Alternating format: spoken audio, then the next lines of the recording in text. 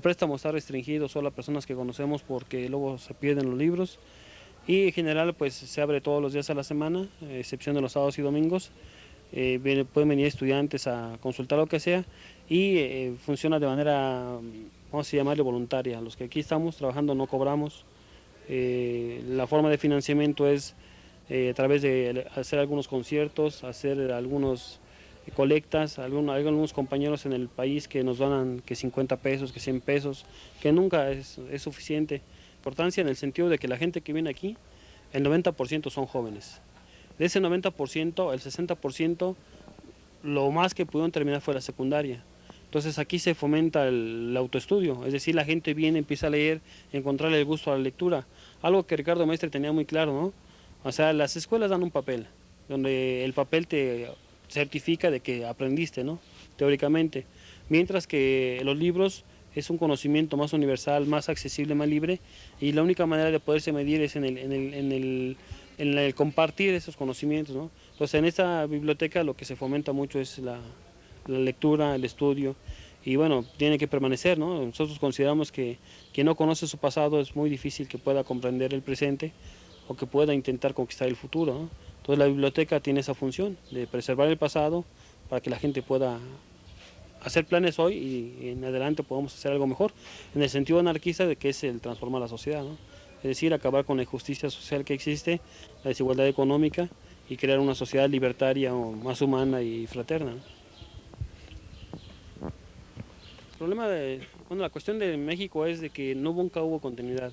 Es decir, los compañeros desde toda la historia de México, los primeros organizadores y los que fomentaron la idea anarquista en México del grupo de Rodacanati y la social, no tuvo ninguna continuidad con el grupo de Flores Magón.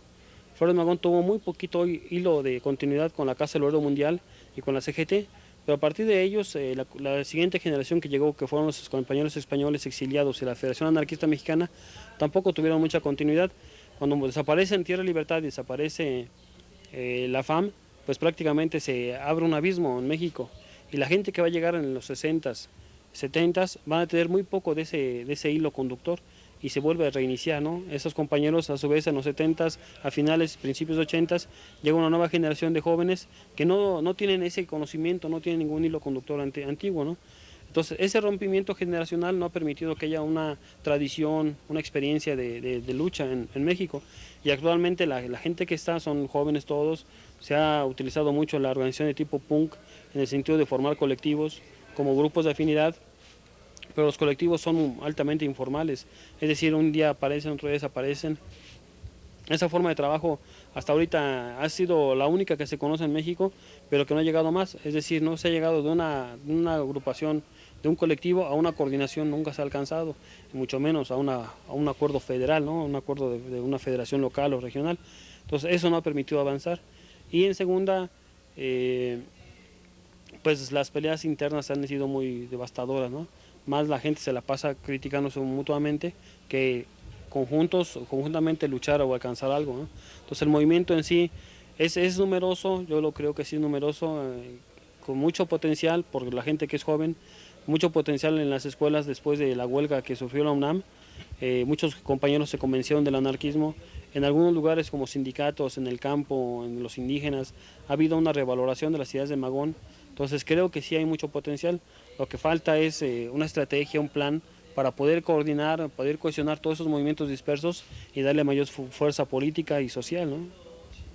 Que hay que luchar contra la globalización y se lucha contra ella no como una moda, sino porque se tiene que hacer, porque el capitalismo es una nueva forma de trabajo, ¿no?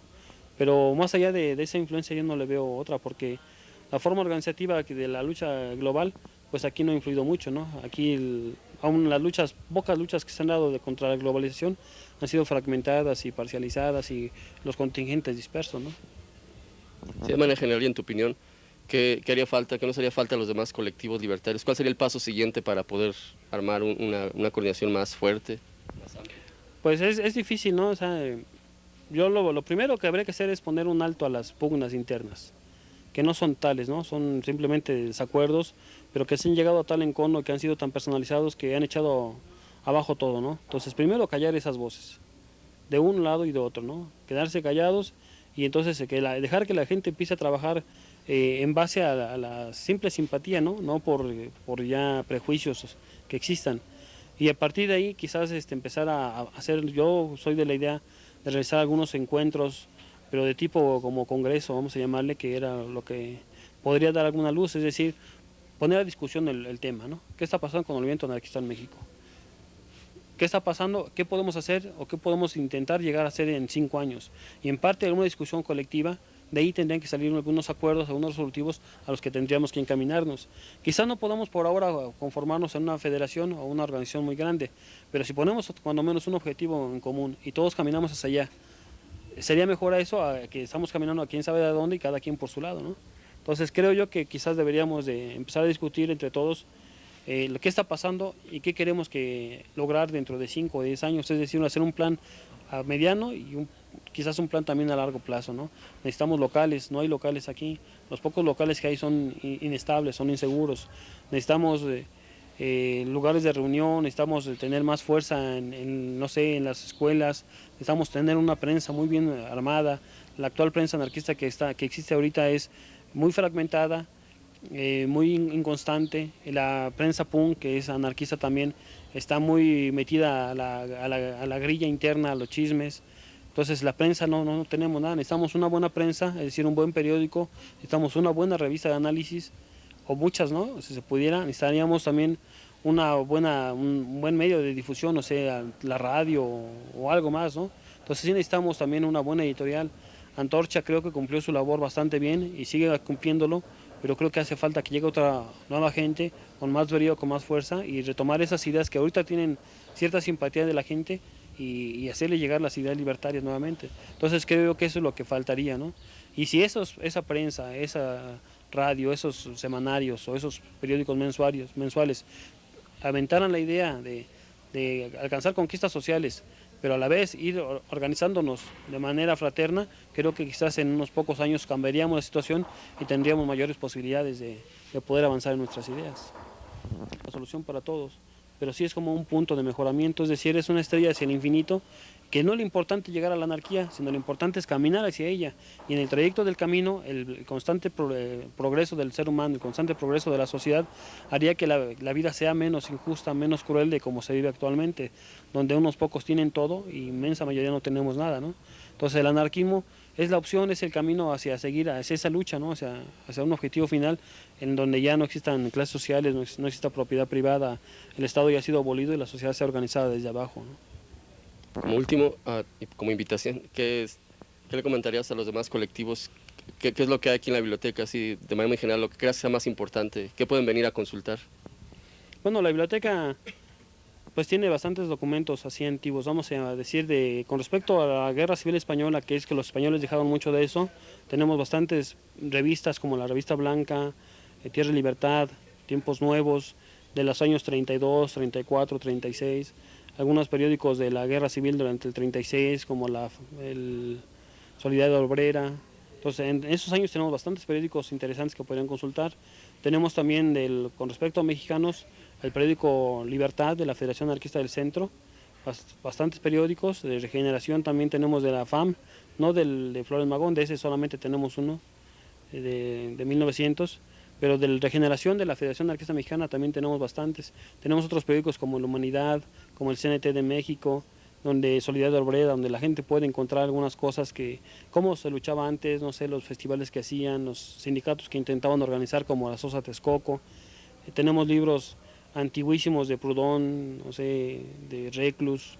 Por ejemplo, de Reclus, quien quisiera investigar Reclus, que es un gran geógrafo científico reconocido de Francia, pues actualmente con la donación que nos hizo Carmen Portilla, podemos decir que ya tenemos, aparte de la enciclopedia esta del Hombre y la Tierra, de 6 tomos, tenemos aproximadamente otros 8 o 9 libros de Reclus.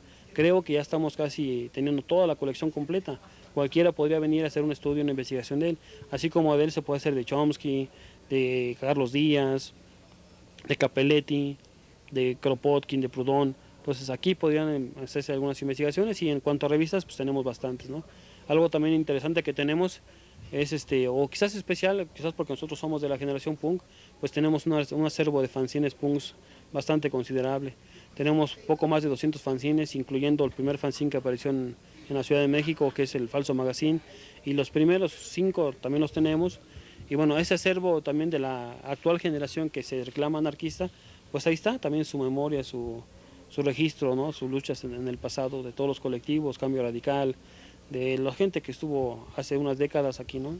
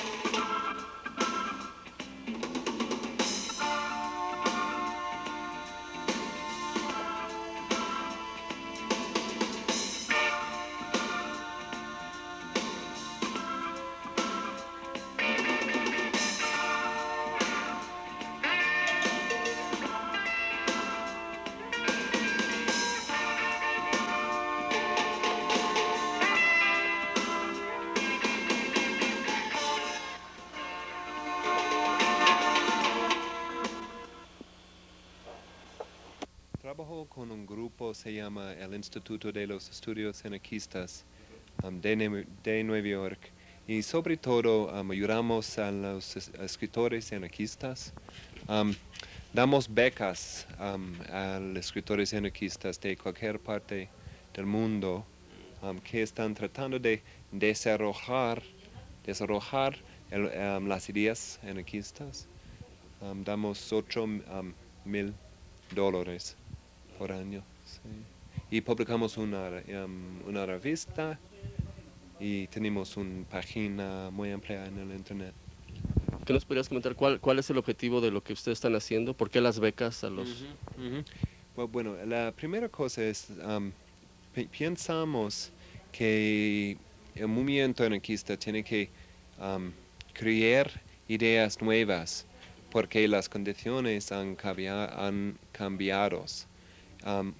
Pero la cosa, al menos en los Estados Unidos, es solamente las personas con recursos, los ricos, tienen tiempo para escribir.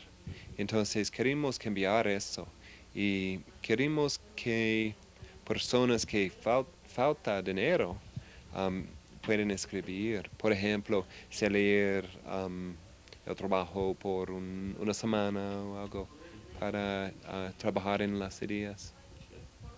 El movimiento anarquista, al menos en los Estados Unidos, siempre ha tenido un enfoque en educación porque queremos hacer un cambio social sin fuerza.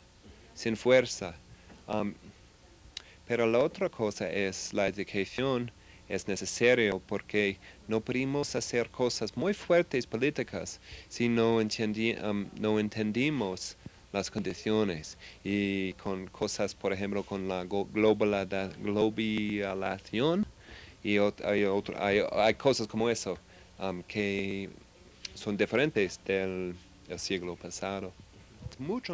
Bueno, he pasado 20 años en el movimiento anarquista en los Estados Unidos, y el movimiento anarquista es mucho más amplio que antes, mucho más.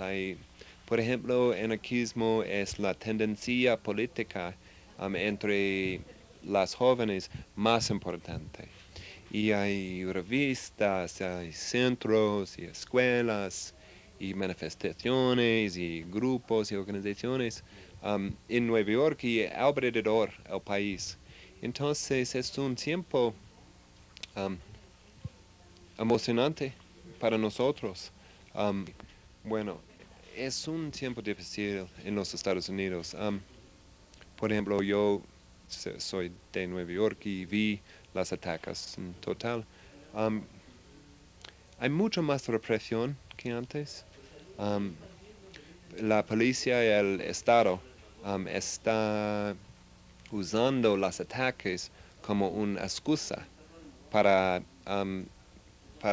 reprimir los inmigrantes y personas de la izquierda y los anarquistas. Entonces es un tiempo difícil, de hecho.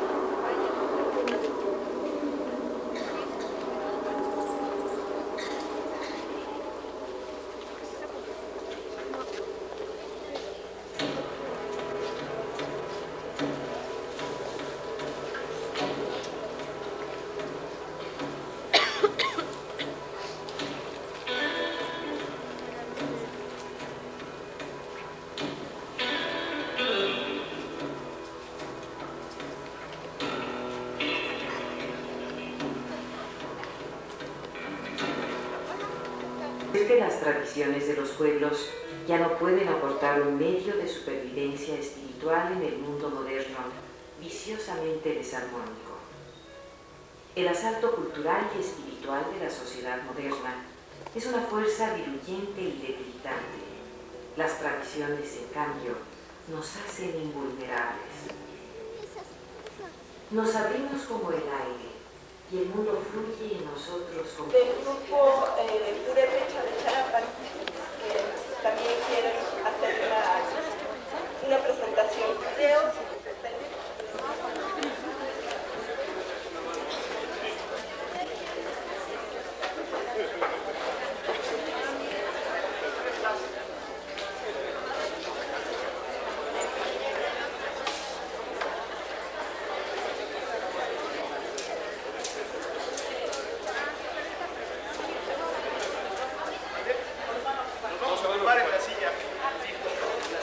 Otra botella. Ah, esta es la botella que trae Daniela.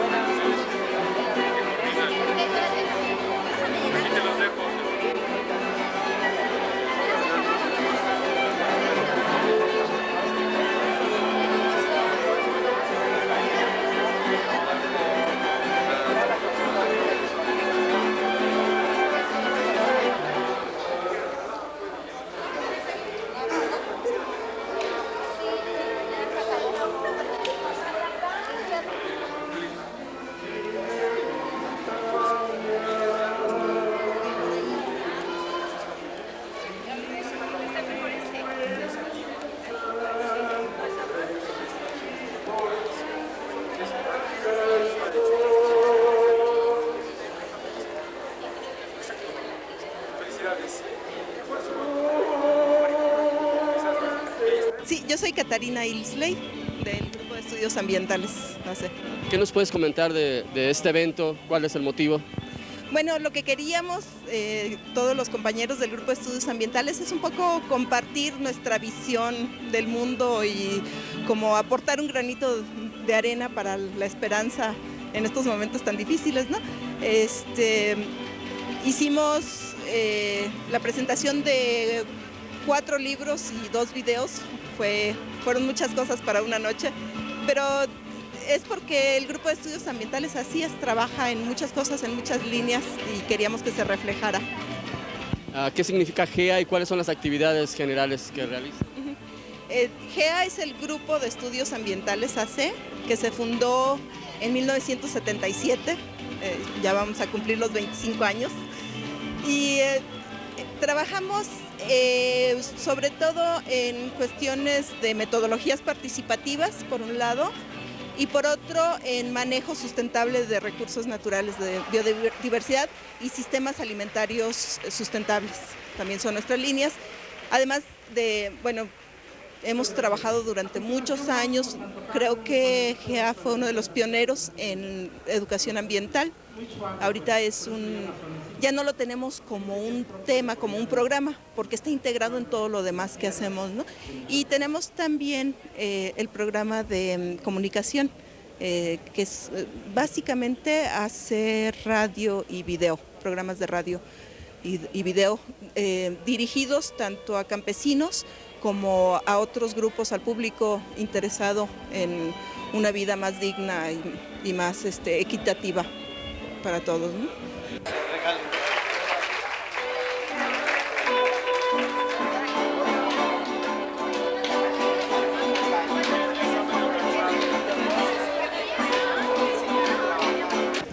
Bueno, pues estamos. Buenas noches.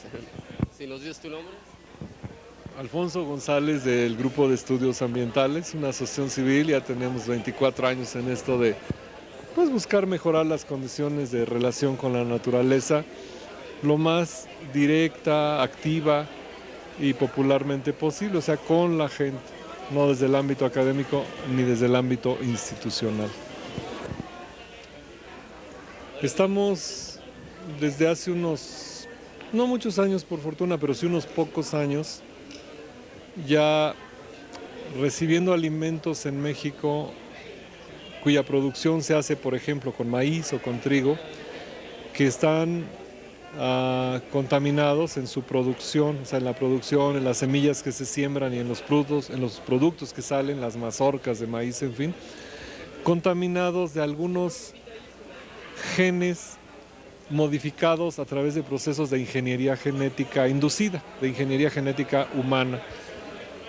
Lo más triste de ese proceso es que esa actividad de ingeniería genética para modificar genes de los productos alimenticios en las condiciones naturales, así de reproducción de la vida, del pan que uno se come, en fin, de la tortilla.